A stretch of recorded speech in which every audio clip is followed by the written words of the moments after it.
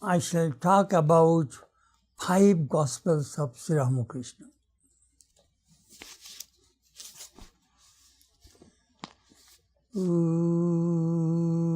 Sthapakaya cha dharmasya sarva dharma sarupine avatara varisthaya Ramakrishnaya te namo. I bow down to Sri Ramakrishna, who established the universal religion, and he was the embodiment of all religions.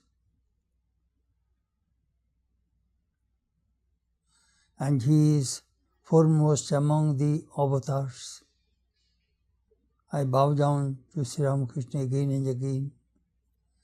Om Shanti, Shanti, Shanti. Peace, peace, peace be unto all. Jai Thakur.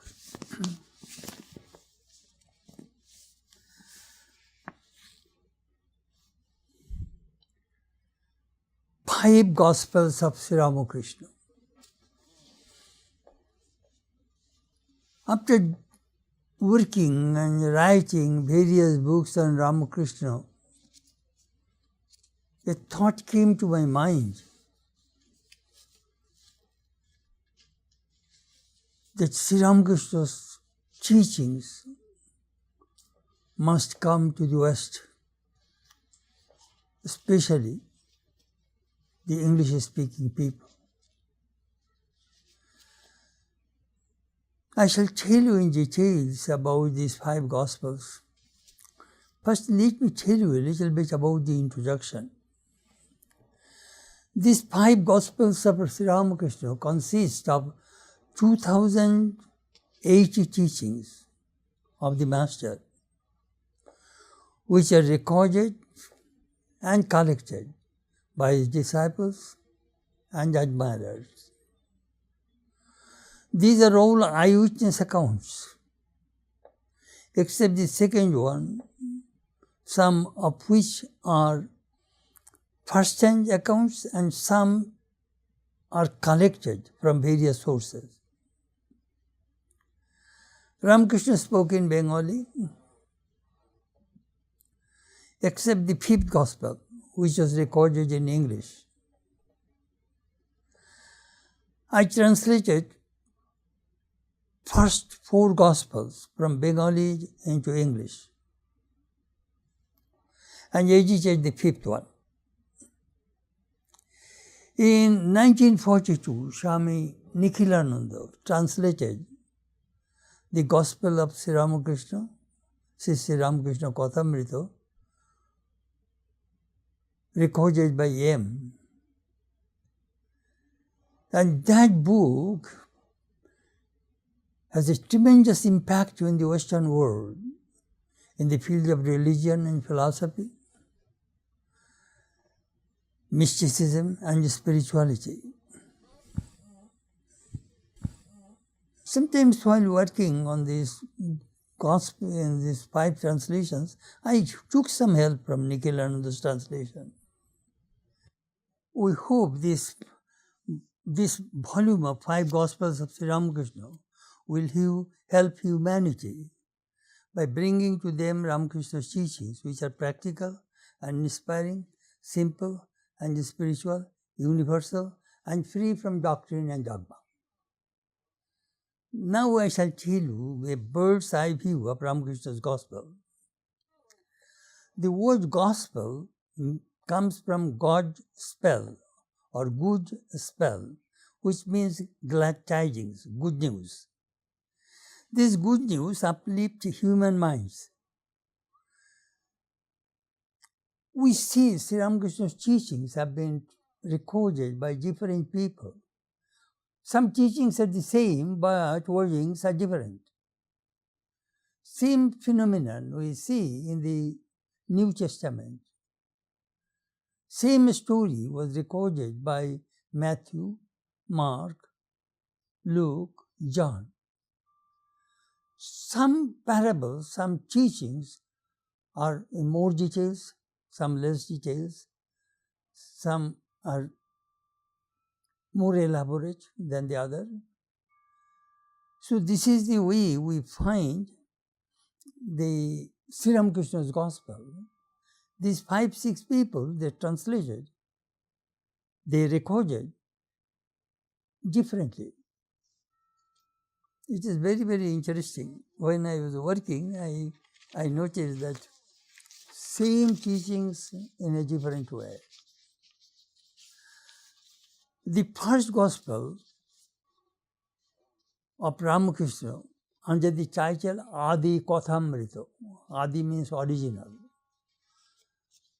was published in 1878 by Girish Chandra Sen, a disciple of Keshav Chandra Sen. I shall tell briefly his biography afterwards. He collected 184 teachings. The second Gospel was recorded by Suresh Chandra Datta. He was a householder devotee of Sri Ramakrishna. He collected 950 teachings of Ramakrishna. Then the third Gospel was recorded by Ramchandra Datta. He was also a householder devotee of Sri Ramakrishna. He recorded 300 teachings of Sri Ramakrishna. Then the fourth Gospel was recorded by Swami Brahmananda, a monastic disciple of Sri Ramakrishna. He recorded 249 teachings of Sri Ramakrishna. Then the fifth Gospel was recorded by Swami Sharadananda in English. He recorded 387 teachings of Sri Ramakrishna. So you can imagine what a vast amount of information the teachings of Sri Ramakrishna are recorded, and that I wanted to translate and present all of them, all 5 in one volume to the Western world. That was my main focus. Now, Ramakrishna's vision and mission. Most probably it was in 1884. Sri Ramakrishna was in his room in deep samadhi. Holy Mother carried his food tray during lunchtime and found Sri Ramakrishna on his bed as if he was dead. So Holy Mother cried out. Listening to her cry, Swami Brahmananda, at that time Rakham, and some other people rushed to the room because they went out when Holy Sri Ramakrishna was eating, was supposed to eat. Mother used to feed, talking, so that he will not go into samadhi. Anyhow, so Sri Ramakrishna told her that when you will find in such condition, rub my feet, then I shall come back to normal consciousness. Then Brahmananda all came and was just massaging and rubbing his body. He came and he was surprised. Why? What is wrong? Why are we here? Then Sri Ramakrishna said, I was in the land of the white people.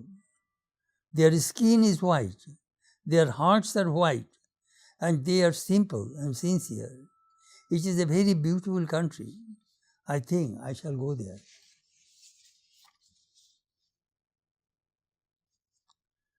That is his vision. Through Samadhi, Sri Ramakrishna came to the Western world. It takes time, the avatar's message to spread. When we read the history, you see Rama and Krishna's message still are spreading. The Buddha's message, the 3 Pitakas, 3 basketful of teachings of Buddha. Buddha's teachings are collected, 184,000 teachings of Buddha. Ananda, his main disciple, got by heart 182 teachings, 182,000 teachings, and 2,000 he collected from others. But these teachings of Buddha spread during the time of Emperor Ashoka, that is 250 BC.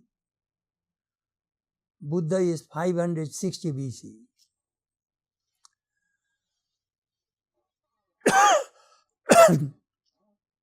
Then we find Christ's teachings.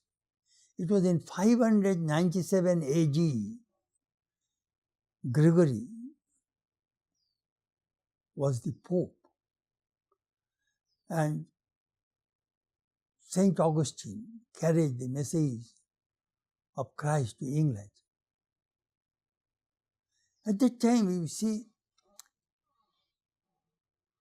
if the king and queen take the religion, all their subjects will be converted into that religion. But those days are gone, you see. King and queen.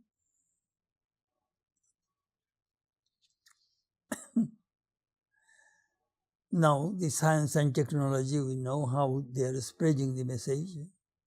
But one thing Swami Vivekananda mentioned, that my master's message of this harmony of religion, universality of religion, came to the West within 7 or 10 years after his passing away. Sri Ramakrishna passed away in 1886. Swamiji was at the Parliament of Religions in Chicago in 1893. 7 years. Sri Ramakrishna's message came to the Western world.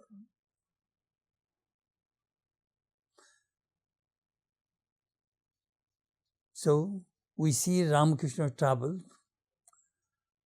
to the West through Samadhi. Later, his gospel was carried to the West by his 5 direct disciples: Swami Vivekananda,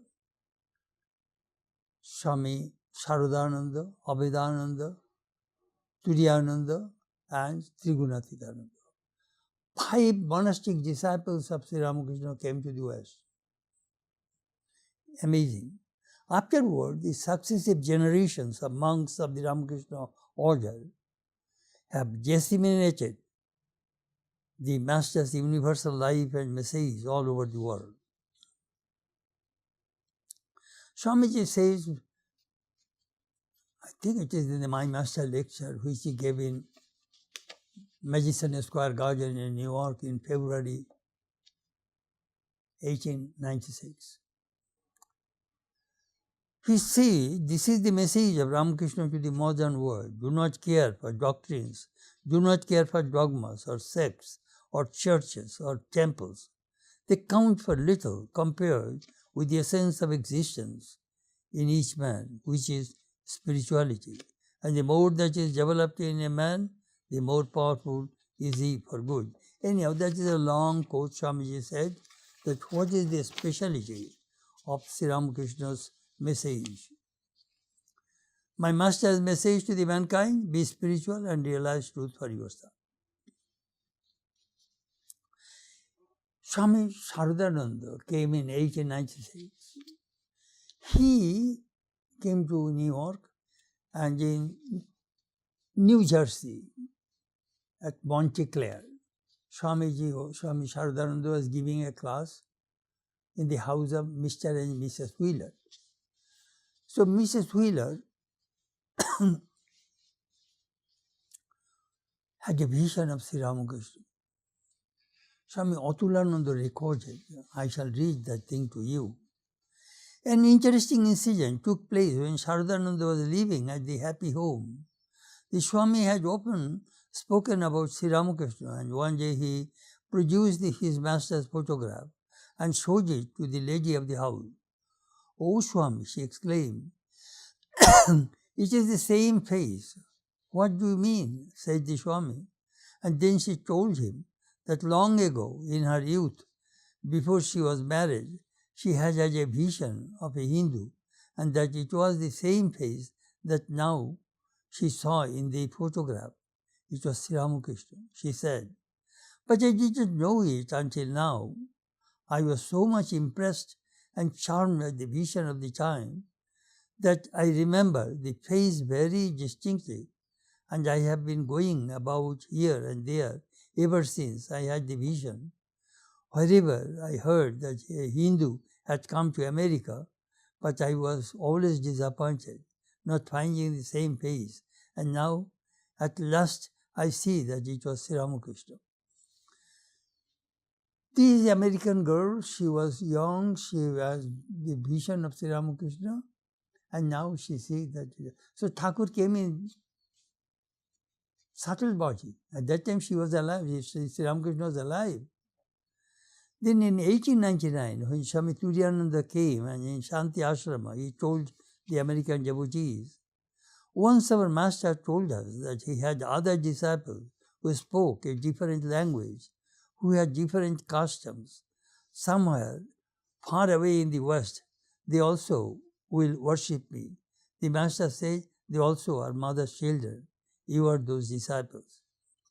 So these are the things we hear, that how Sri Ramakrishna was coming to the West through Samadhi, through subtle body, through his disciples. Swami Chetanananda also said, explicitly, Master told us, he was born as Rama and Krishna in previous ages, is now in this sheath, pointing his body. Sri Ramakrishna's gospel, the life and gospel, are the testimony that all religions are equally valid. He found a place for each one of his own life. It is really speaking, Sri Ramakrishna is the only person in the whole religious world who first realized God in Hindu way, then practiced Islam, realized their truth, Allah. Then he practiced Christianity and had the vision of Jesus. After realizing God in different religions, he proclaimed, as many faiths, so many paths, do not quarrel and fight about religion.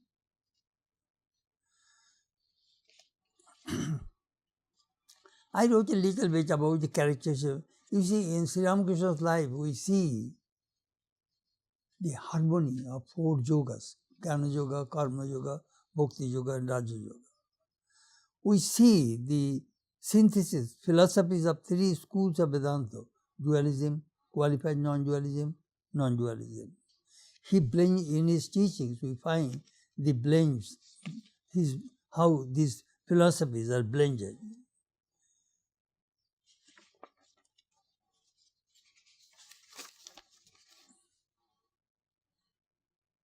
He never spoke a harsh word against anyone's faith. He was all-embracing, that members of each sect thought that he was one of them. His all-encompassing love and compassion transcended all sectarian narrowness and bigotry. Truly, Sri Ramakrishna is a bridge between the East and the West, between the ancient and the modern. Now I was meditating that why is Sri Ramakrishna's gospel so popular? I found 20 reasons. I shall tell you in brief what are the things my research and through meditation I found. One, Ramakrishna's gospel is simple and needs no commentary, no teacher. He came to make the religion simple so that everyone can understand and freely practice it. Second, his gospel is full of similes and metaphors, so the people can visualize his teachings. 3, his gospel is based on truth. His life is based on truth. After his vision, there was a big piece of stone in front of Nahabad. He said, "Mother, if my visions are true, let this rock jump thrice." and that rock moved thrice. So Ramakrishna verified his message, his teachings. It is amazing. Truth. Fourth, his gospel came from direct experience of God. As you know, he did not have any school, formal education, but all experience came from God. He himself said, the Divine Mother speaks through my mouth. So when we see this gospel of Sri Ramakrishna, God in the beginning, in the middle, and at the end. Only God and God alone. Fifth, his gospel is extremely practical and scientific. The scientific truth goes experimentation, verification, and then conclusion. So Sri Ramakrishna came to teach religion of today, constructive and not destructive. He had to go afresh to nature to ask for facts, and he got scientific religion, which never says believe, but see. I see, and you too can see. 6. His gospel is free from doctrine, dogma, creed, bigotry, sectarianism, or any kind of superstition and occultism.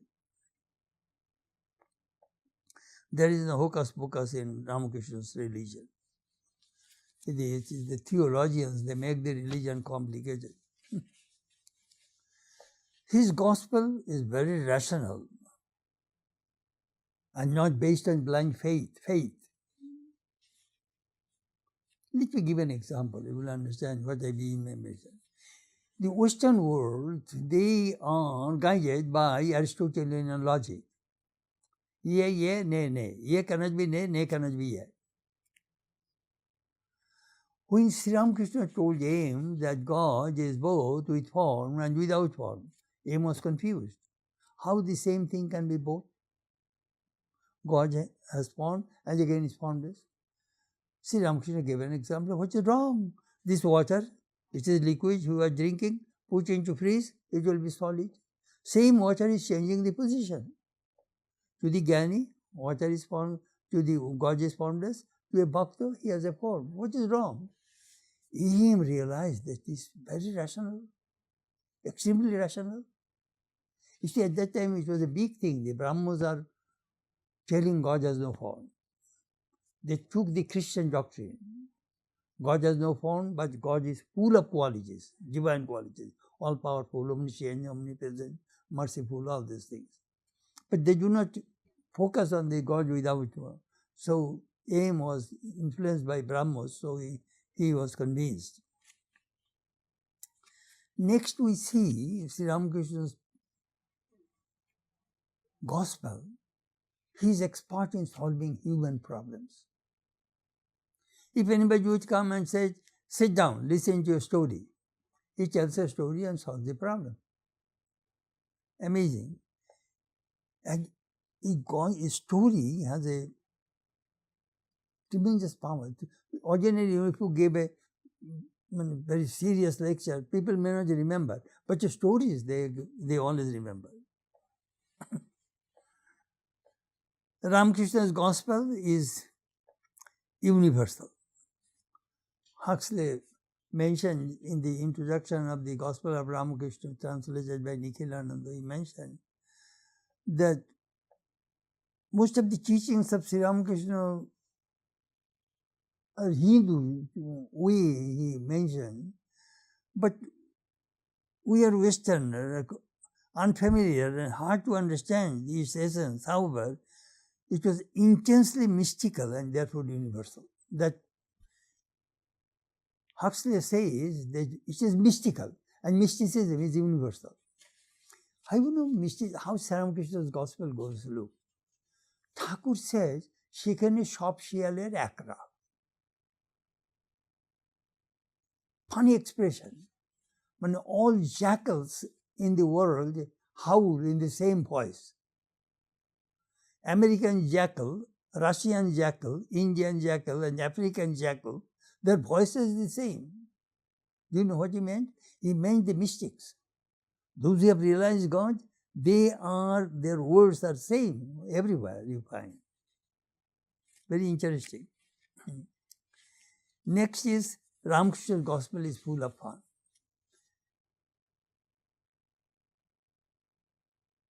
In Ames record, we find all laughter, many places. But American people sometimes say, Swami, you laugh, we do not laugh. I claim, well, some of the teachings are, you will have to understand their social background, their customs, various kinds of things. Well, I said, I have a book, 20,000 toasts and jokes and stories. It's an American book. I sometimes read, but I do not understand most of your American jokes. I have to ask somebody, what does it mean? As I do not understand your jokes, you are not supposed to understand. Then I explain that what it means.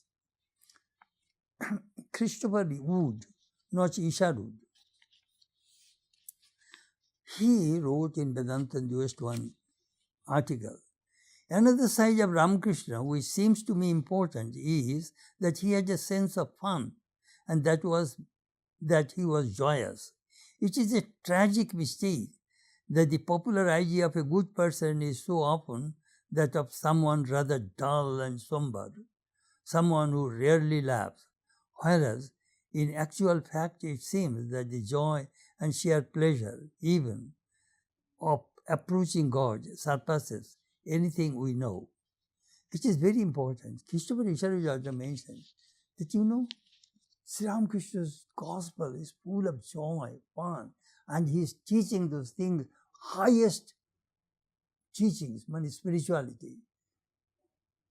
I bought a book, I remember, the fun of Jesus's humor of Jesus. I read the whole book, I didn't find a single humor. I still remember. 11. Ramakrishna's gospel removes loneliness and boredom of our life. You see, we need holy company. So I sometimes say, people, take the gospel and read it. You will get holy company. You can get a holy man all the time in your house. There's gospel with it. The other day, somebody was asking me, Swami, if somebody asks you that what are the books you want to go, one or two books you want to carry with you, perhaps you will live in your whole life in an island. I got two books, Gospel of Sri Ramakrishna and Bhagavad Gita. These two books will give me enough for my whole life. I do not need any other books.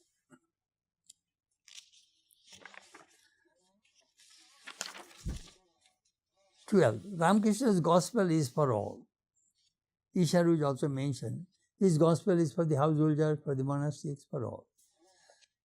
13. As honey attracts the bees, so Ramakrishna's pure, unselfish, divine love attracted people. His magnetic personality and sweet words captivated all types of people. He welcomed saints and sinners, agnostics and atheists, devotees and gyanis, rich and poor, drunkards and prostitutes, critics and hypocrites, actors and singers, students and teachers, judges and lawyers, doctors and scholars, among others. When you read the gospel, it's all kinds of people. It is a divine drama. So everybody is acting on the stage.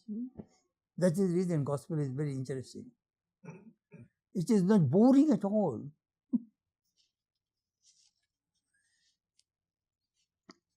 14. In the field of the world religion, we find so much disharmony and bloodshed. Ramakrishna there sang this song of harmony and love, which has tremendous appeal to the modern people. The biting words of Jonathan Swift. We have enough religion to hate one another, but we have little religion to love one another. 15. Ramakrishna's gospel indicates how to remove corruption of religion. Hypocrisy. If you read Sri Ramakrishna religion, Sri Ramakrishna gospel, you can detect who is a hypocrite. 16. He taught for the masses with simple language, with simple anecdotes and stories. For example, a householder came, "Sir, is there any God?" You do not see the stars at daytime. That doesn't mean the stars do not exist. Due to ignorance, you do not see. But in right time, you see the stars. So you get knowledge, you will get see God. Then he said, "Let the boat be in water, but not water in the boat. You live in the world, let worldliness enter inside you." That people can visualize those teachings. 17. The Kathamrita, the gospel, we enjoy the freshness and liveliness of Ramakrishna's colloquial village language. Very short and simple sentences. Romarola says another thing, that there is no ego. Sri Ramakrishna's eye died forever, said Romarola. He faced his ego completely. It was the Divine Mother who spoke through him. That is the reason his gospel is inspiring, interesting, intriguing, intoxicating, touching, captivating, convincing. So his audience would return to him again and again. Because they are intoxicated. They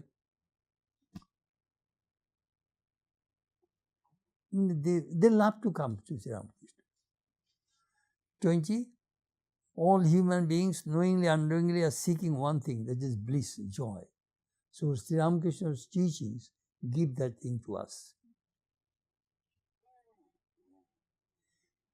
In the eulogy of the Bhagavad Gita, there is a shloka. Gita sugita kurtebhya kimannai shastra vistari yasvayam padmanabhasya mukhapadbad vinishrita. If one only studies Bhagavad Gita well, one does not need to go through many scriptures, as it directly came from the lotus leaves of God Krishna. Same thing is applicable to Sri Ramakrishna's gospel. He was an incarnation of God. All these teachings came from his lips. You see, it is the same God, Krishna, at the battlefield of Kurukshetra, taught the Bhagavad Gita. Same God came and demonstrated how to practice the Gita in this life. Renunciation. So this is occurred. So the Gospel of Ramakrishna consists of 2080 teachings which came from the lips of Sri Ramakrishna. So do you know what is, I concluded that what is in my mind behind this project. Some people want to know, Swami, what is behind it? You know, as the first I mentioned, the Gospel of Sri Ramakrishna translated by Nikhilananda has been translated in many, many languages of the world.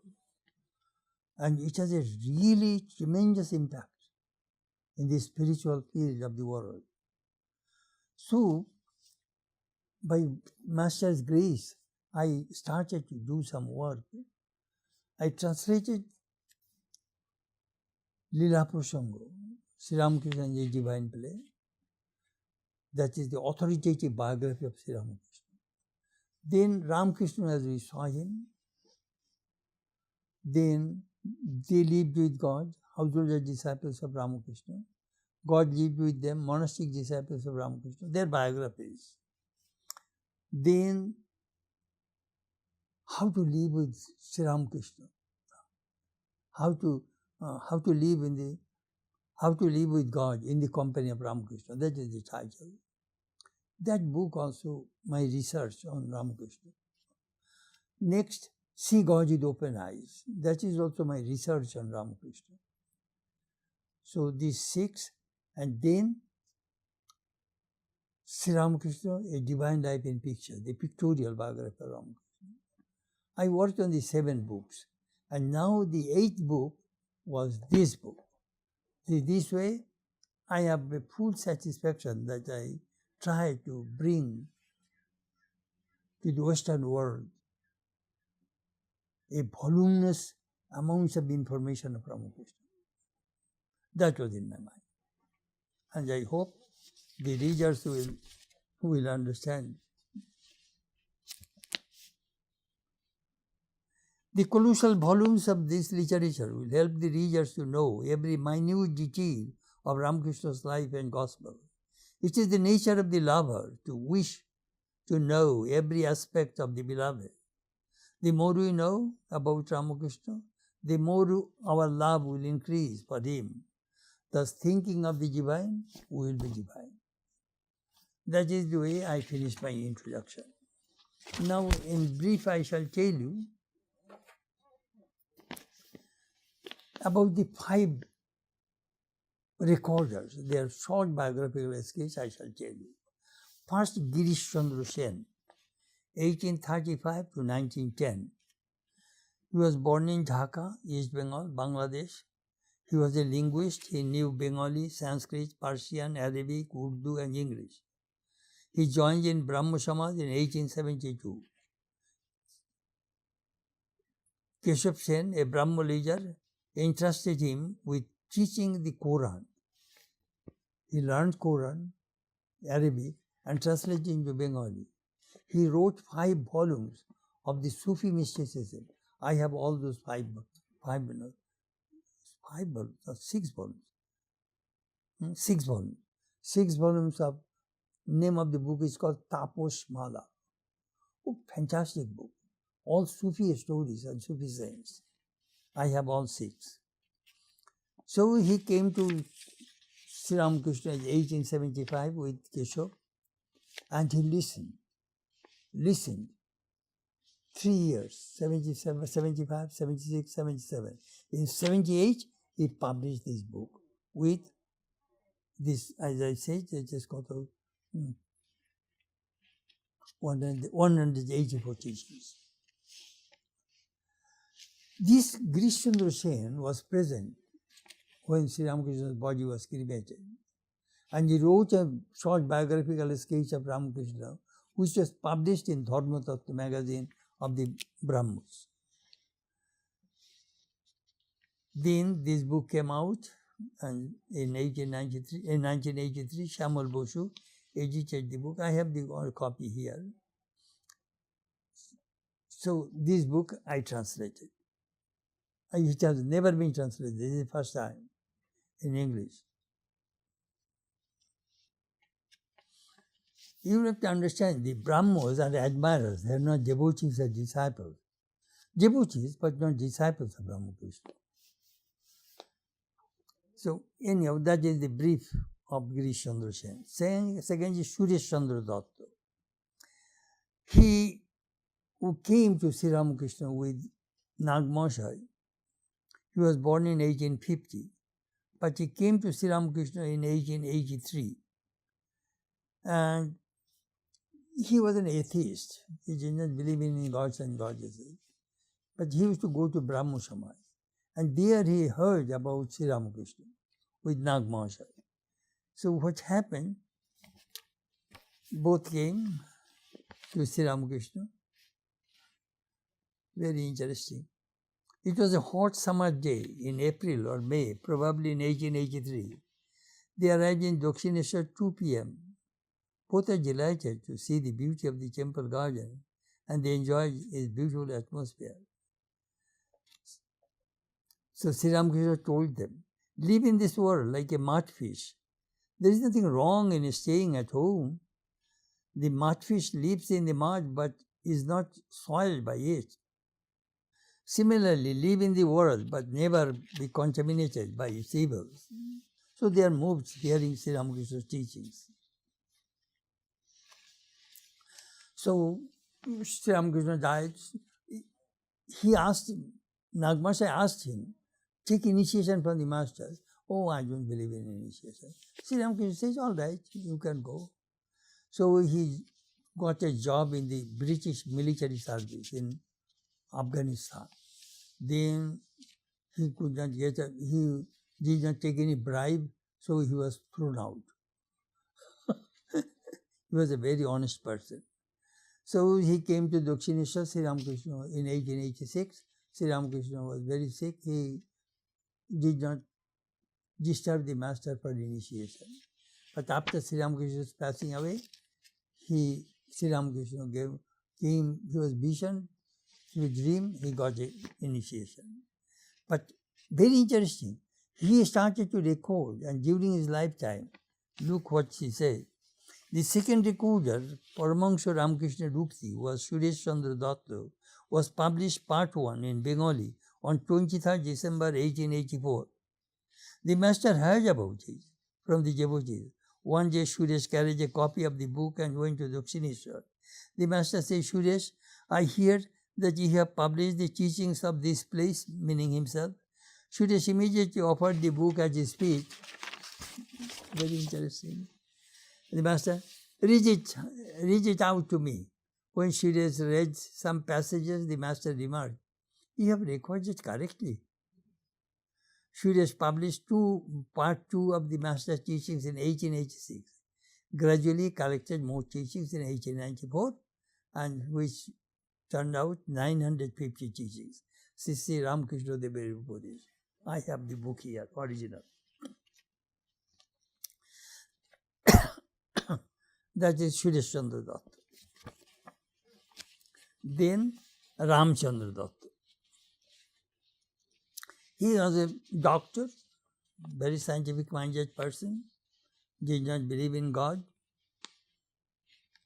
Came to Ramakrishna, his daughter died, so very broken-hearted, inquiring about life, where after death, where do they go, and all these questions. So they also heard the news of Sri Ramakrishna from Brahmos. You see, the Brahmos have magazines and newspaper and volumes. So through Keshav Chandra Sen and his group, Sri Ramakrishna became known to the young people of Calcutta. So he came to Sri Ramakrishna. 13 November 1879. Ram went to Dakshineshwar by boat with Gopal Chandra Mitra and cousin Manomohan Mitra. Thakur received them. Does God exist? How can one see God? Sri Ramakrishna answered all these questions.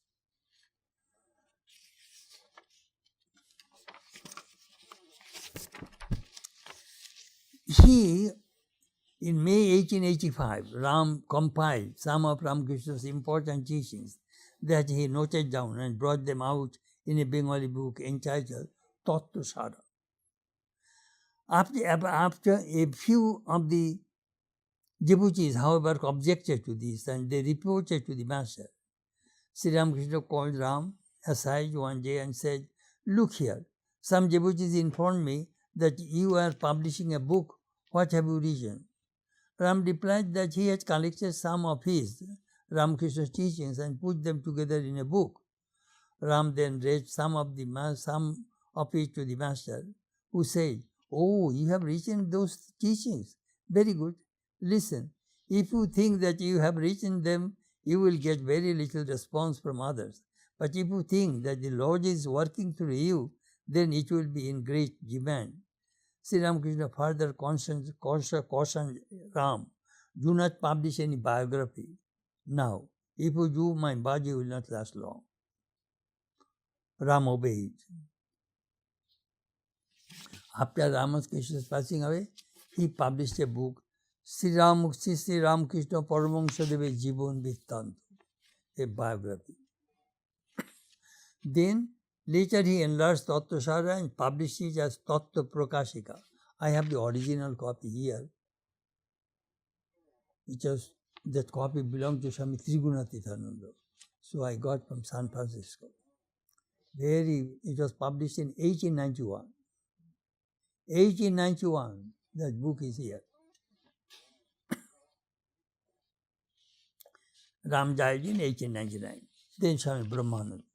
Brahmananda is the monastic disciple of Sri Ramakrishna. He was the spiritual son of the master. Brahmananda came to Sri Ramakrishna in 81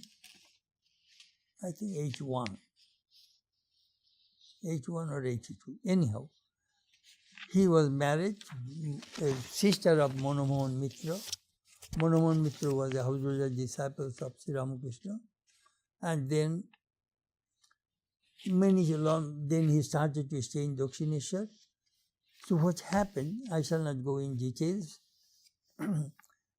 Brahmananda had collected some teachings of Sri Ramakrishna in Bengali, which were first serially published in Udbodhan and later translated into English under the title Words of the Master.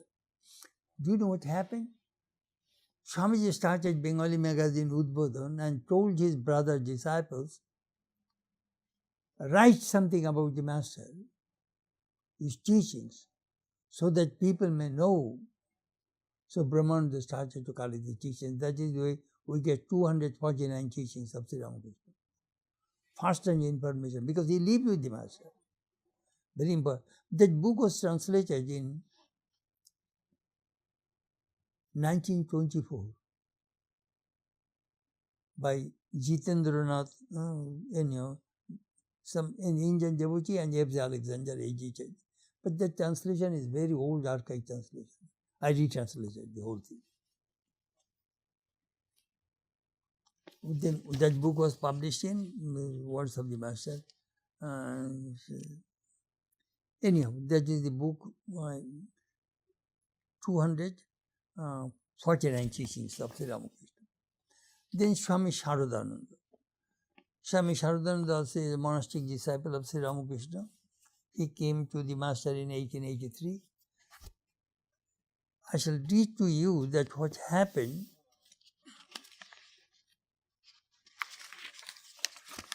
The source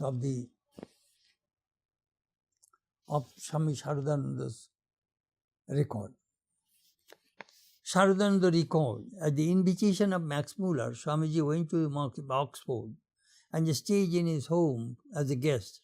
Max Muller was a German Orientalist and was a professor of Oxford University. Max Muller translated the whole Rig Veda from Sanskrit into English, spending 40 years. Ramakrishna wrote an article in the 19th Century magazine on Sri Ramakrishna entitled A Real Mahatman. He asked Swamiji to furnish him with enough materials for a book so he could write about Ramakrishna in greater detail. Swamiji agreed to help. When he returned, he asked me means Swami Sharadananda, to undertake the job forthwith. I worked hard and gathered all the incidents in the life of the Master and the teachings of the Master and showed the manuscript to Swamiji. I thought Swamiji would edit it and make extensive corrections. He did not do that. He simply changed a few words for fear of exaggeration and sent the whole manuscript to Professor Muller. As I remember, Professor Muller incorporated the complete manuscript in his book, The Life and Teachings of Sri Ramakrishna, and published it without making any alterations. That book now is published by Advaita Ashram. So these are the brief descriptions of 5 Gospels of Ramakrishna, but I have full satisfaction because we want Sri Ramakrishna should come to the West. Complete life and teachings so that the Western people get the spiritual message of the Master. That much I can tell you. Any other question? I had this thought, and it's been a long time I've been thinking on the subject, even going back to Swami P days, that it was surprising to me that Ramakrishna Vedanta didn't take off even more in the U.S. and Europe. It's so logical and seems to bring together so much that the culture accepts as truth. But it doesn't seem to get recognized as Ramakrishna Vedanta. Just the ideas get incorporated. But you see what I'm saying? And Swami Satprakashananda was asked if Vedanta would take root in the West, and he said yes. but the source will not be recognized. You see, you have to understand, somebody asked Swamiji when he returned that why did you not teach Ramakrishna to the West? Swamiji said, if I would teach Ramakrishna to the West, they say, we have Jesus. Why are you bringing another person? I do not preach the personality. I preach the principle. That is the reason I pounded on Vedanta, Upanishad, in the Western world. When these people try to understand God through intellect. So that I focused. And then those who are very close wanted to know, I used to tell them about Sri Ramakrishna. Swamiji gave so many lectures in the Jnana Yoga, Karma Yoga, Bhakti Yoga, Raja Yoga. But you see, he gave only one lecture on Sri Ramakrishna, my master, in New York in 1896. The same lecture he gave in Wimbledon, in England. So what happened, I saw my previous generation, they used to pound on Vedanta, Vedanta, Vedanta. But now the days have come, the Sri Ramakrishna's this personal life must come to the West. Because it is the example. He is the embodiment of Vedas and Vedanta, Vedamurti. He is the embodiment of Vedanta. Western people are now, we heard the Vedanta, non-dualism, dualism, qualified non-dualism. We want an example that who experience all these truths of Vedanta in his life, there Ramakrishna will play an important role. You see, a harmony of religions, it is a great message of Sri Ramakrishna to the Western world. Not only that, you will find some of the lectures of Swamiji, what is called the universality of religion, the ideal of universal religion. He gave some lectures in New York, in California, especially in San Francisco. He pounded on Vedanta. One devotee of Calcutta, she asked Swamiji, why don't you talk about Radha Krishna? Swamiji made a joke. They have enough Radha Krishna. Gopis and the Krishna love. Western people are expert with that. I not have to teach that thing to them. I told them the principle. That Swamiji is in Punjab, that Arya Samajist asked Swamiji, why don't you teach the person? Swamiji said, I know the secret. The secret is personal card. If you teach, it will spread very fast and it will die very, very fast. But principle, it will never disappear. So most of the Vedanta centers in the West, principle, Ramakrishna is there. So this principle is the most important thing. That is universal. Ramakrishna is not universal. But principle, Vedantic principle, Upanishad, universal. The Western, Swamiji says, Western world, especially America, is a great field for Vedanta. Do you know why? For three things. American people love freedom. Vedanta talks about Jivan Mukti, free while you are living. Second, American people love democracy. Vedanta teaches democratic conception of God. Everybody is God. That is a democracy. Another thing, these Western people, especially American people, love. It is a new nation. So they love something new. So this message of Vedanta is something new to them. And not only that, there is so much, as I mentioned, there's humor, joy, bliss. Sometimes in the Christian church, somebody asks Swamiji, why do you laugh so much? But we are the children of immortal bliss. That is the reason we laugh. We do not want our jaws to be cemented. There are some, some ministers, they're so serious. Their jaws are cemented. They do not know how to laugh. Anyhow, it is fun. All right. Okay.